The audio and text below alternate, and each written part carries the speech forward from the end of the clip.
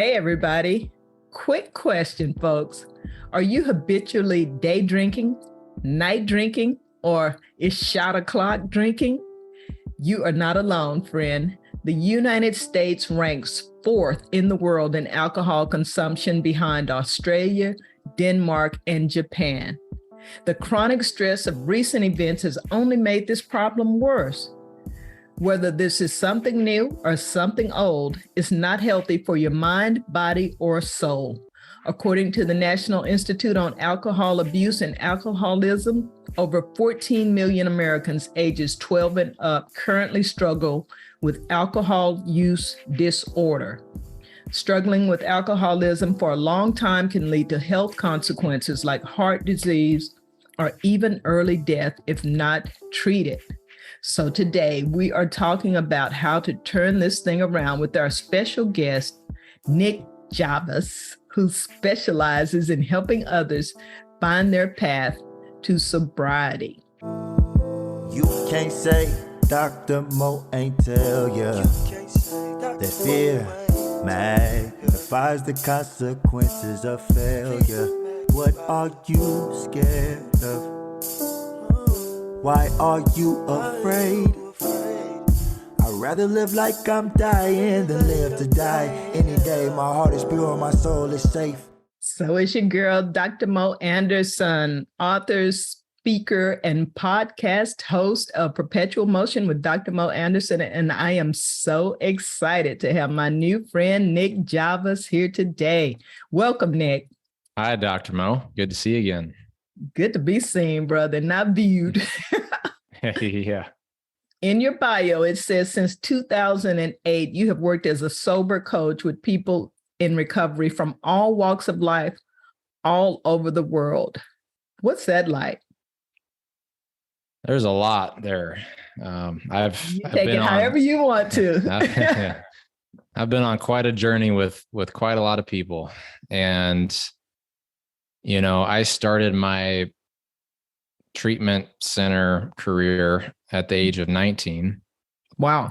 And working in long-term structured recovery houses, which real quick snapshot looks like people living in a home, being looked at and talked to and processed through all kinds of things that they're going through for up to a year and sometimes longer. And their families are participating. And so for about 10 years, I've been doing that.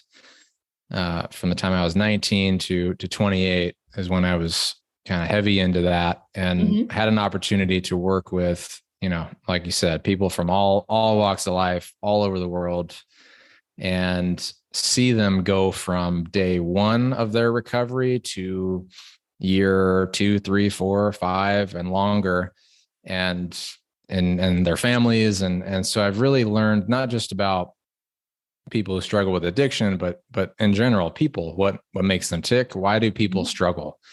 And, you know, that's a long answer to that question. Right. No, that was a perfect setup. And we're going to get into the struggle and the relapse and all of that. But I just wanted to start broad and narrow in, and then we'll take it broad again.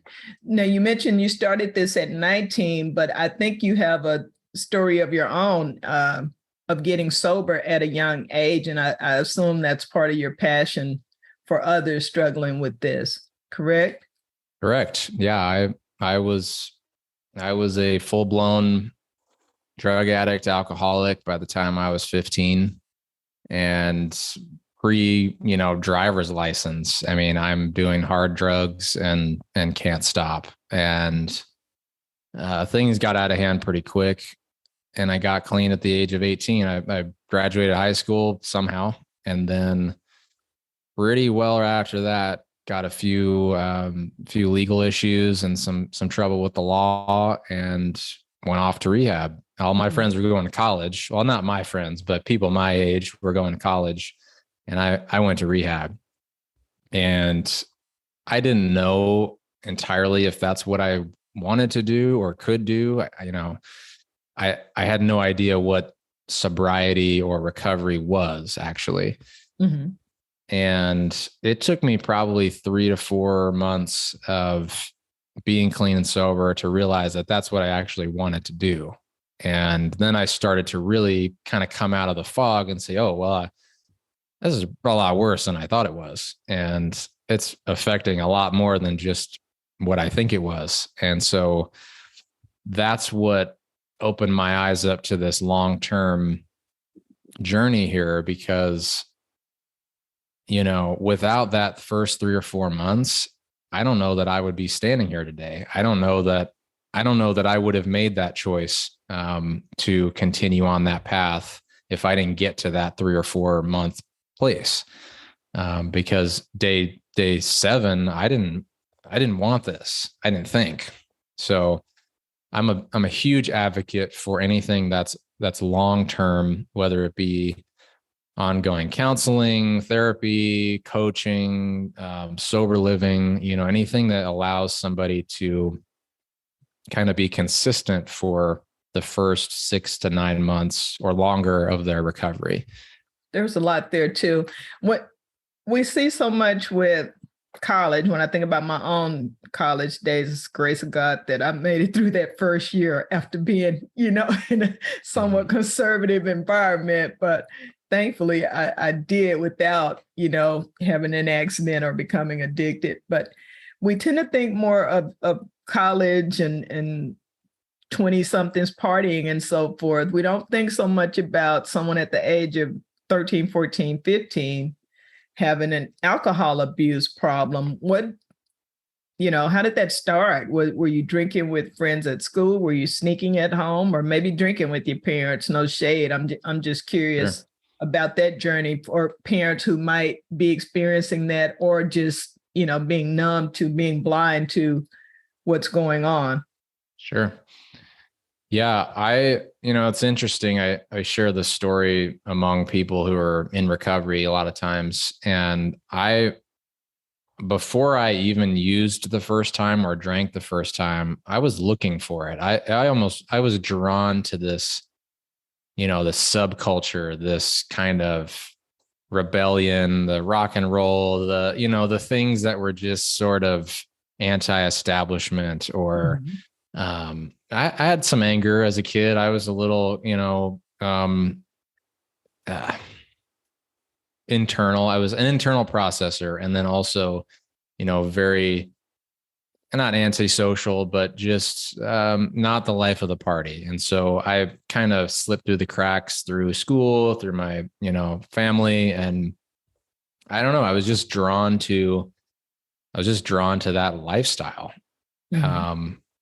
So I was sort of searching it out. And when I finally found some friends of mine who had some alcohol, I jumped right in. And that first drink, that first sip, I share this analogy in my book, actually. And it's like a symphony that's playing a different, all the instruments are playing different songs. It's dissonance. It's chaos. That's how I felt as a child, you know, as I'm growing up. That's what's going on inside. It's just discord all the time. That first drink happens, and then all of a sudden it's like the symphony just lines up and plays the tune exactly the way it's written in perfect harmony, and everything just comes together for me in that moment. And I think, this is what I've been looking for. This is my answer. And there was really no decision to, I don't know, continue on, or has this going to be bad for me? Is this not? It was just very much a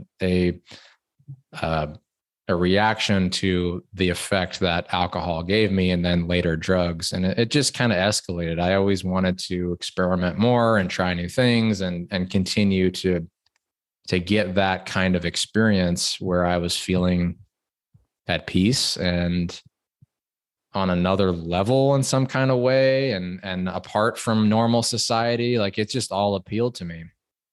And I know some of that is genetics, some of that is environmental, you know, there's all kinds of factors and theories there as well. But the bottom line is that I was looking for it, and I pursued it. And I think a lot of people that I've known over the years who got started that young were in the same boat. They were just, they were either exposed really early, through family or friends or older sibling or something like that, or they were ready. And when the time came, it just took off, But again, as a 13, 14, 15-year-old, it's already unmanageable. I don't have the ability to, hold down a job. I don't have the ability to build relationships. It just gets so out of hand so fast. I wouldn't have made it to my mid-20s to get to college and live that lifestyle, because I was already off the rails before I even could buy alcohol. I was already past that point. And your brain was still developing these are the right. Years, yeah, it was just a total mess. Wow. Yeah. And your family, not to, just bring them into this if you don't want to, but typically this, substance abuse, drugs, alcohol impacts your relationships with your family members. Was that the case with you, or because you were kind of withdrawn, were you just like the middle child type of thing? Nobody really noticed, you just were quiet? I was quiet, and I was really good at kind of keeping a front and keeping things, at least on the outside, seeming like they were okay. And I think my family, in a lot of ways, and they would say this too, because I wasn't outwardly expressing anything or showing anything in front of them that was concerning, then for a while they didn't have a concern. Everything assumed to be okay. Right. But if you were to peel back the layers back then, not all was okay in my world. And I think in retrospect, there was a lot of emotional processing that I wasn't able to do as a child, and maybe didn't have the space to do it. Not for lack of my parents doing anything or not doing anything. It's just the way that it was. It was the dynamics of the family. It was the situation that I was in. My parents split up when I was about 2 or 3 years old. And it was just me and my dad for a time, and he was working quite a bit, and, we were together, but there was some distance there. And then he remarried, and I had a step sibling at that point. And, I think in a lot of ways I slipped through the cracks there too. That's sort of where I wanted to be. It felt comfortable. But we were in Los Angeles, and everybody also was busy trying to, work and make a living and do the best they can and raise kids, and just this fast-paced kind of lifestyle that, I think in retrospect, I didn't make or have a lot of space to process and talk about what was going on with me and just get real about it. Instead, it was just kind of surface stuff until it wasn't, and then it couldn't stay on the surface anymore. After a certain point, it was just too out of control. Got it. And as a parent of adult children, I have ever more respect for my own parents, because a lot of us can't even deal with our own stuff, let alone, psychoanalyzing what's going on with our kids, as long as they're bringing home decent grades or whatever. One of the things I've noticed too, I was thinking about this week in preparation for this interview and this episode, is for those who may not start drinking at as early of an age as you did, with the stress we've had recently with stay at home and politics and so much going on. As I watch television programs designed for boomers, every single professional character just drinks constantly. They drink in the law office. They drink the minute they leave their hospital shift.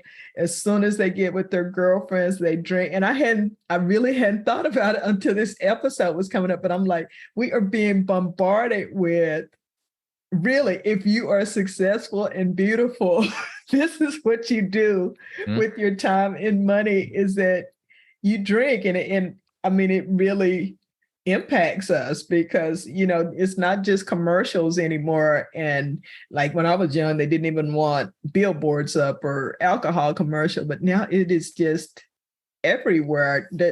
Does that play a factor with people who are trying to, on their own, perhaps trying to stop drinking or stop using, and they're seeing these images all the time? What impact does that have?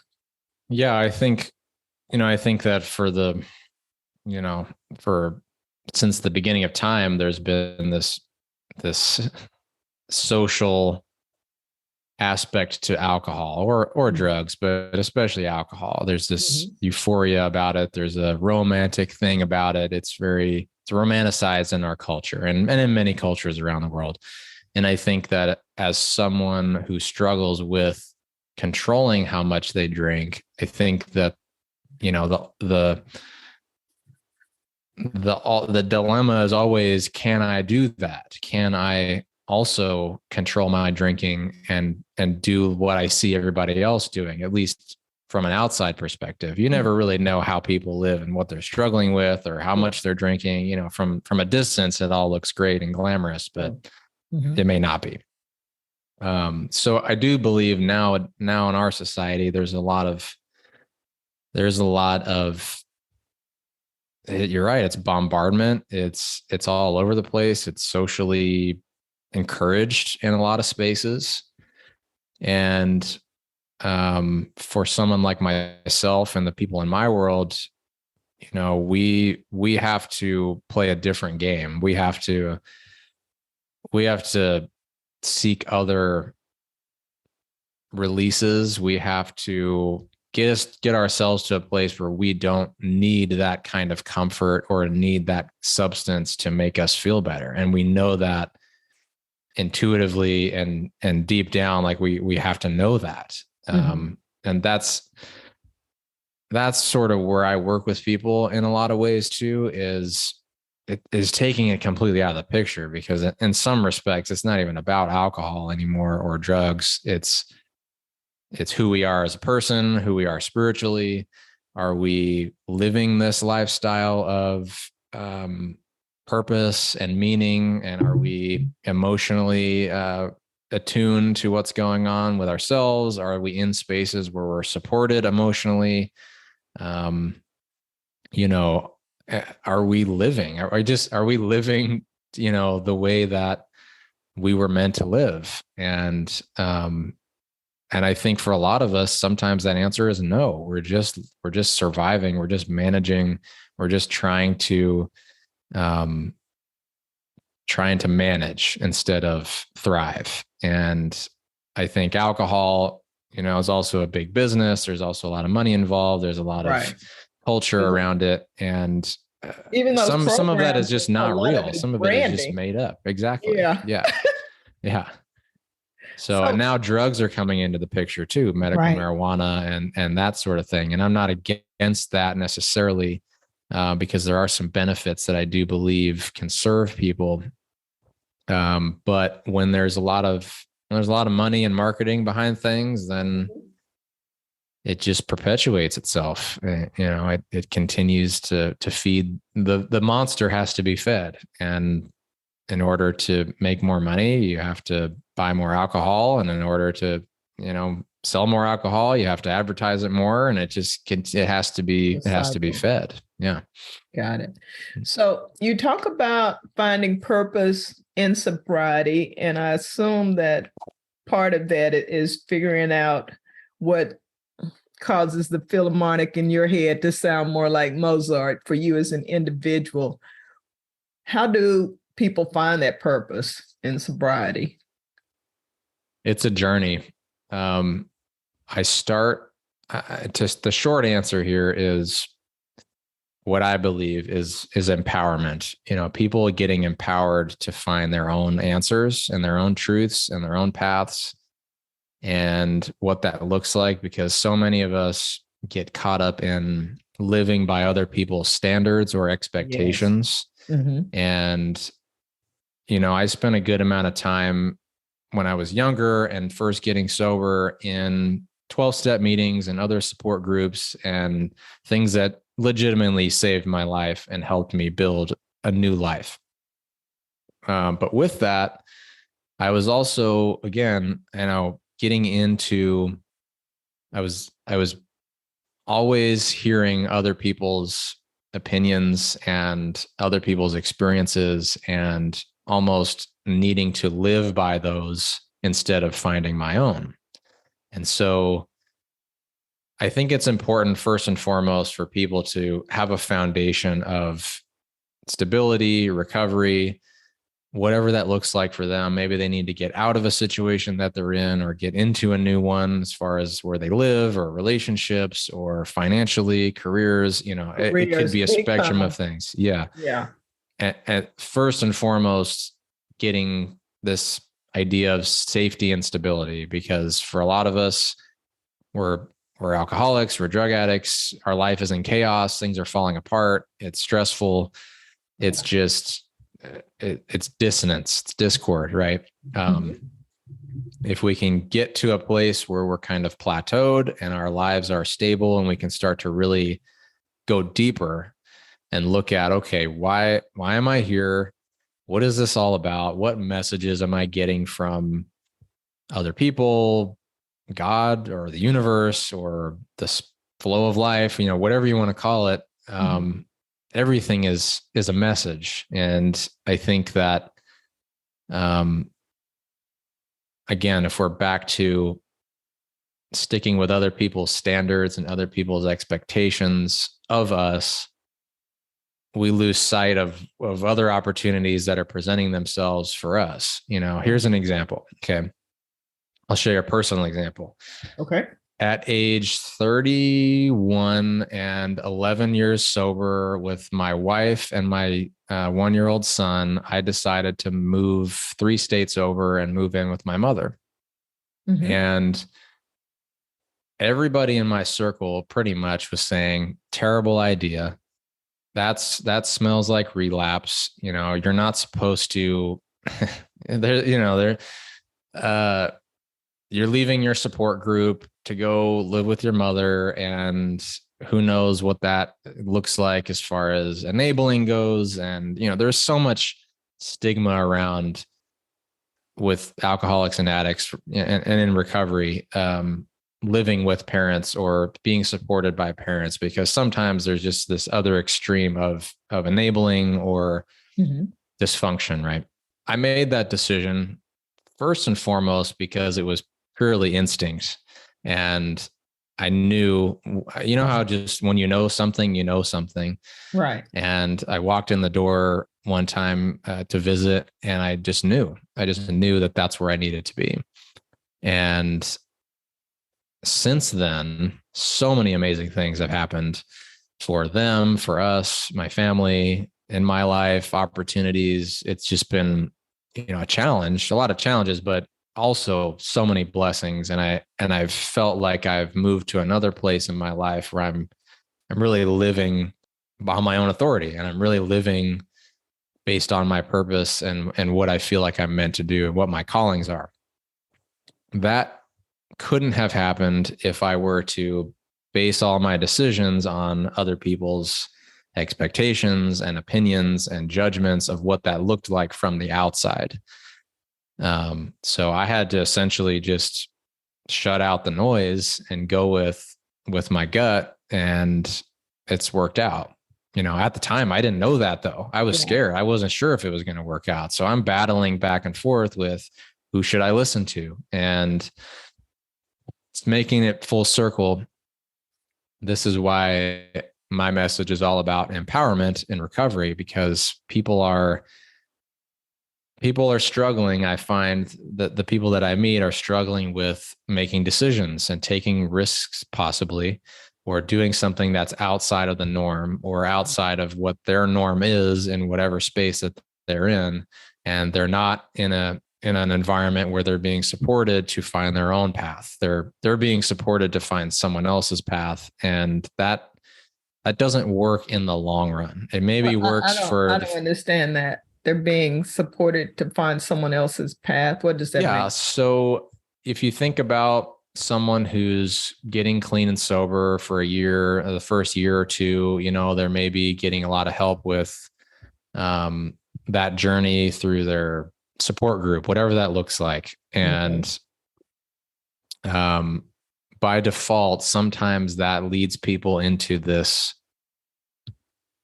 path of just keeping it maintained and stable and, keeping the same job or getting a stable job and not moving or doing anything. Just don't rock the boat, keep it because that might trigger something. So this is working. I'm just going to, we don't want to go back to the chaos. We want to keep it stable and safe.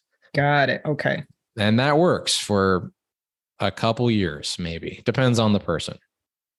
In my experience, it worked for, 3 or 4 or 5 years. But then it got to a place where I just knew there's got to be more. There's got to be more than this. There's got to be, I'm dreaming of more. There's some growth on the other side of that. Right. Yeah. Right. Okay. And so my message meets people in the recovery space, usually later on down the road, where they're looking for the support to go out on their own, to do something that's bold, or do something that's different, or do something that's unique to them. And no one else can understand that, or no one else can really encapsulate all that in their experience. Like, we can't interpret and put ourselves in anyone else's shoes fully.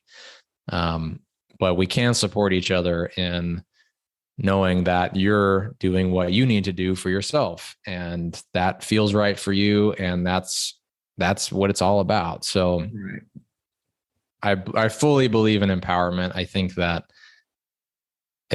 that's what's missing from the conversation in this industry that I'm in. I think that there's too much process to it, and there's too much of a structure. All the treatment centers, they have a process that people go through, and it's very cookie cutter, and it's not tailor-made to the person. I understand. And I believe that we have to make a shift to, use the evidence that we have, use the experience and everything that works, but form it around the person, and give people the support to make their own decisions and learn how to make their own decisions. Right. And they're coming to that across all of healthcare. I'm a healthcare provider, and for so long, everything was based on, studies that were done on 6 foot tall white males. And it didn't matter, if you were Native American or Pacific Islander or 5'4" woman like me. And now they're understanding that it's not cookie cutter, one size fits all. And I can see that would apply in this case as well. I do want to clarify something as we're talking about sober living and sobriety. Is this, are you against people drinking at all, or just for people who are prone to addiction to maintain a sober lifestyle? If you would ask me that question 4 or 5 years ago, I probably would have said I'm all for complete abstinence for anybody that's struggling with or has struggled with addiction.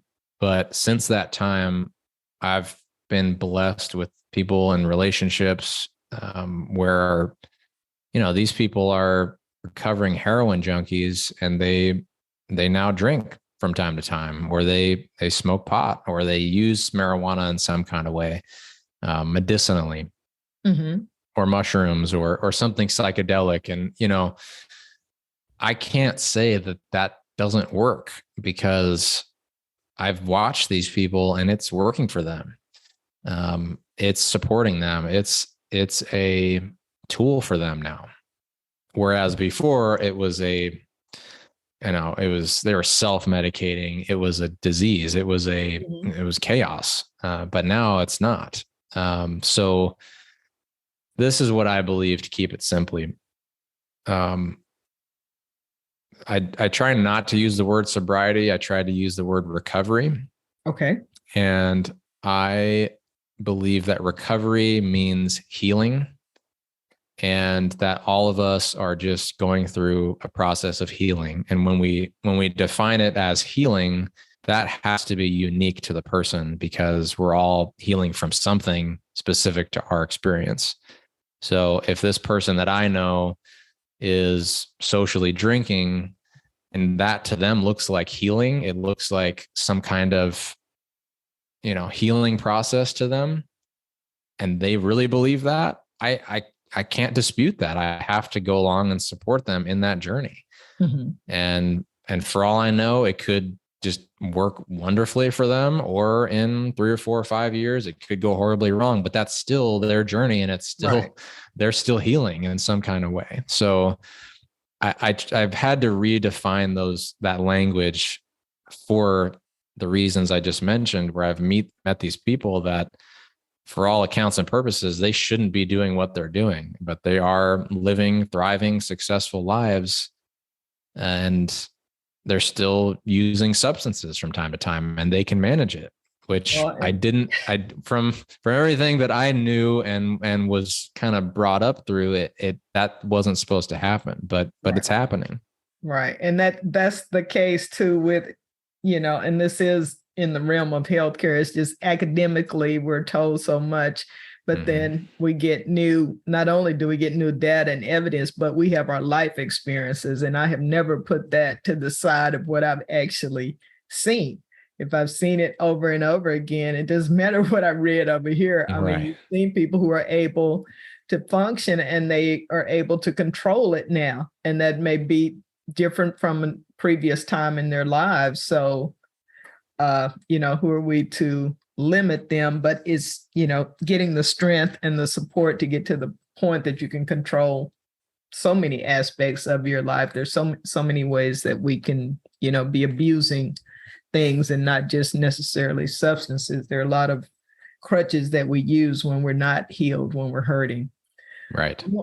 You mentioned earlier, you said sober living, but you said it in a way that it sounded like it was a term for something or a label, as opposed to just living and not drinking. Does sober living mean something that I don't know about, or were you just saying a lifestyle of sobriety? Yeah, I would just call it a lifestyle of sobriety. Okay. I think that, and again, there is a difference, I think, between abstinence, mm-hmm, and not using anything entirely that's mind altering, and recovery. These people, like I just mentioned, that are ex-heroin addicts that are drinking or smoking pot from time to time, they're still in recovery, in my opinion. They're still, they were heroin addicts. Mm-hmm. And just because they are socially drinking now doesn't negate the entire thing that they went through and the whole journey of recovery and healing. It's all still part of the process. So I think that our terms are starting to have to be looked at just as an industry and as a culture. We have to really think about what we define as success, really, because that's what we're talking about. Right. Well, we talked about the 12-step meetings, and we're all kind of familiar with that, whether it's books or movies or picking up a pamphlet in your physician's office. But what if you don't want to go to meetings and learn 12 steps? What are your options? Yeah, that's a great question. Luckily, there's a lot that are popping up nowadays, and a lot of stuff that's happening online, especially after COVID. Mm-hmm. And when COVID shut down a lot of things, a lot of meetings couldn't take place. People couldn't get together and meet, and some of them still don't in different parts of the country and of the world. So a lot of things sprouted up online, and I can't sit here and tell you all the different avenues, but there is a lot out there. And I just always encourage people to just keep seeking. Even if it's a different 12-step meeting or in a different neighborhood, there are spaces out there for pretty much everything at this point. They're private Facebook groups. They're apps. Right. I've seen apps. I've seen people on Nextdoor just getting together. And I like that there are other options, because a lot of people professionally just, that could hurt them, whether it's their license or their position or whatever, just to be in a meeting because people have this stigma in their minds. And so they're very, worried about anybody knowing that they may be struggling with this problem. So to give them some semblance of privacy, and even with I love that now you can get counseling and therapy online, really Right. just for the convenience more than anything. I never cared about anybody seeing me in a therapist's office, but it was the time driving there and, Right. and back, so. Right. We've got to open ourselves to avail ourselves of different ways. And it's out there too, folks. Just Google, go on DuckDuckGo if you need a private VPN. Right. There you go. We give you all kind of tips here of ways you can get help. It doesn't have to be blast all over your community if that's a concern for you. But there are people out there like Nick Jarvis who want to help you and want to support you. Let's talk about relapse. What is the biggest cause of relapse? Lack of growth. Lack of growth. Wow, that was succinct. Yeah. Elaborate. I like that answer. The antidote. Yeah. Thought about this one a lot. The antidote to relapse is growth as the other side of that coin. And my belief is that when people are stagnant in their growth, in their healing, you could say it that way too, they go back. They go back to what they know. They go back to what they believe will give them some kind of relief, or what will feel good. We're either growing or we're sort of trending down. I think, you can only plateau for a certain amount of time before you're spiritually or emotionally you need to go somewhere. And I believe that, you can pinpoint it to job opportunities, environments, financially, where people are, all of the things that make up somebody's life. I think to sum it all up, if someone's not growing or there's a part of their life that isn't, it's dragging them down in some kind of way, where they're in a relationship that's dysfunctional, or they're in a job that they just can't stand, or they're overworking. This is a big thing, especially for people in the recovery space. I work with a lot of people who work in other treatment centers or work in some kind of service industry for people who struggle with addiction. Mm-hmm. And a lot of times, I hate saying this, but a lot of times they're working overtime and not getting paid for it, or they're underpaid and they're working just crazy hours. They're continually pouring out of themselves and never getting ahead. Their caseload is huge. They're just maxed out. And, people at the top are getting rewarded for that, but people down below they're struggling. And some very good friends of mine, especially even recently, they've relapsed because they just didn't have space for the rest of their life to take care of themselves. So again, they weren't growing, they weren't healing, they were just trying to survive and manage, and that's not sustainable in the long run. You can do that for a couple months, maybe even a couple years, but in the long run, it doesn't last. And for people who struggle with addiction, our answer is, to say F it, and just, I can't do this anymore. I'm going back to what I know, and that's destruction or self-destruction. It goes internal and it implodes inside. I think if we can support each other in that growth process, whatever that looks like, again, for each person, then that's the answer to relapse, generally speaking. Okay. Well, I want to talk about the role of a recovery coach. How do you become a recovery coach? And then we'll chat about your book a little bit in our final few minutes here. Great.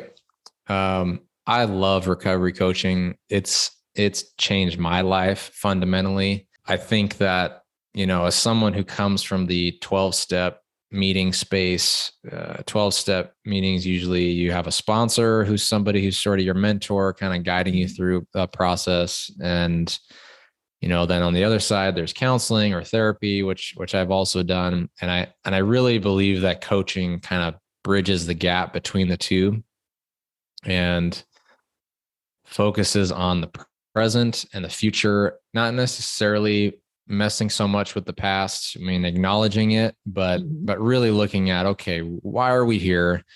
What is this all about? Why did we go through addiction and live to tell the tale? What is our tale? What's our message? And giving space to that, and giving support again to the whole idea of empowerment, and where it is that I'll speak for myself. Where do I want to go? You know, what do I want to do with my life? And it's life coaching. There's really no difference between that and recovery coaching per se, other than we're talking to people who are in recovery from addiction. Some recovery coaches focus on how to get people to, you know, day one of sobriety and beyond, you know, that first transition point. But we're all just meeting people wherever they are in their, usually they're making some kind of transition. That's kind of the story. You know, there's all kinds of certifications out there. There's all kinds of training programs. I just urge people, if you're interested, to, you know, Google that, look for it, talk to people, see what works or what fits you. And a lot of it is about your network and who you know and who you're serving and where you're serving them at. And some states have actual recovery coach centers where you can go and get recovery coaching, you know, that's paid through by the state. So depending on where someone lives, they might be able to do something like that or do their own private thing. It's just, again, kind of to each their own. There's really, even in the life coaching world, there's not a lot of regulation per se. It's kind of all over the map. It's really about, I think, who you resonate with and what their process is, and do you see value in that or do you not?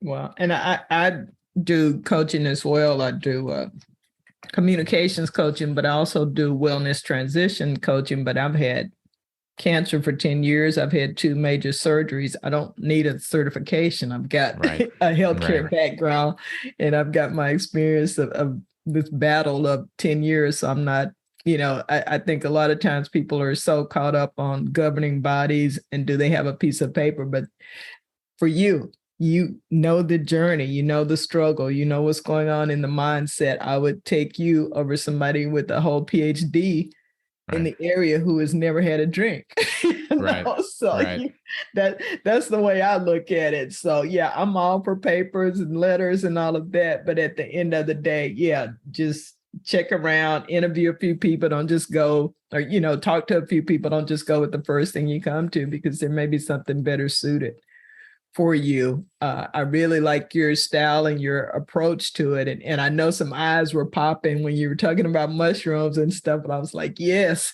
keeping it real. Thank you. And not put limits on people, the constraints on people that are impossible for them, you know, just being able to control it and being healthy and being whole and being in a good environment. That's really the thing, not just putting shackles and handcuffs on everybody. Tell us about your book before we go. You've got a book around this, and I wrote the title down, but it's dark in my office. I think it's Facing Recovery from Addiction. That's it. Did I get it right? Okay, I can't read my handwriting. Yeah. It's okay. You wouldn't be able to read mine in the either. show notes too. Right. Thank you.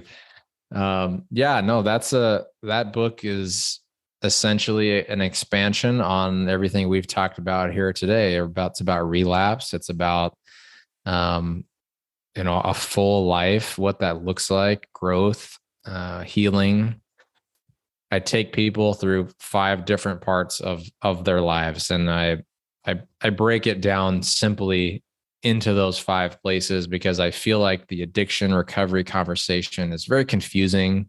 People don't really know where to start. They don't know what they're looking at. There's so many different techniques and opinions about it, and it's very all over the place. So this idea came to me one day sitting on the porch. I was just like, how does this simplify it? You know, how do we make this simple for people? And it boils down to 5 different areas. And I start with spirituality, and then relationships, health, physically and mentally, and then career and finances. And each chapter, a dedicated chapter to each one of those. And we talk about why those things are important in the recovery journey. Maybe some questions to ask yourself about those things, where you might need improvement, where you might need to change something. I did my best to not tell people what to do, and this is the answer, but more of a guide to say, this is what I've seen. This is, what I've been through. And this is what I believe is kind of the foundation of a full, balanced, sober life. And there's some interviews in there of some stories of people that I've interviewed that were specific to those different areas of someone's life. And it's due for probably a sequel. That was a few years ago. It's actually something I've been working on, but it's specifically for people who are in recovery, but are struggling. They're not happy with their life, or they know that there's more. They know that they're capable of more. They know there's more out there for them. They want to pursue their dreams, but they're maybe scared, or they're financially just in chaos, and they're not paying attention to their money or something, or their career, or, their health. It's just very much trying to simplify that for people and give them a guide to start a new chapter. Fantastic. Which I'm all about. I love starting new chapters, even though it's scary and nerve wracking, but I just love it. That's the kind of person that I am, just keep turning the page. Keep turning the page and getting toward that happy ending. Right. So this has been a wonderful, wonderful discussion. I've learned a lot, and I am looking forward to the sequel when that is out. Reach out, let's connect again and talk about that, because like everything else, the science is evolving in the school of thought, and you are right in the midst of it. And this is a really important topic and conversation. Thank you so much for, how do listeners connect with you? Let's do that call to action. Sure, thanks. nickjarvis.co, my website. That's probably the best place to start. From there, there'll be links to book, videos, blog, and everything that I'm up to. That's my home for anything that I'm putting out there. And that's the best place to start. So nickjavas.co. And thank you very much. It's been a wonderful pleasure, and I appreciate the space to have this conversation. And thank you very much. Thank you. And wasn't that a great program? Oh, love that episode. I enjoyed it. I hope you did too. Please remember to like, subscribe, and share. Learn more about me on my website, drmoanderson.com. That's MOE. You can read book excerpts, watch videos, learn about my services that I offer, and book me for a speaking engagement. I'd love to talk with your group, and I'd love to work with you. So until the next time, review, renew, and renew. Thank you.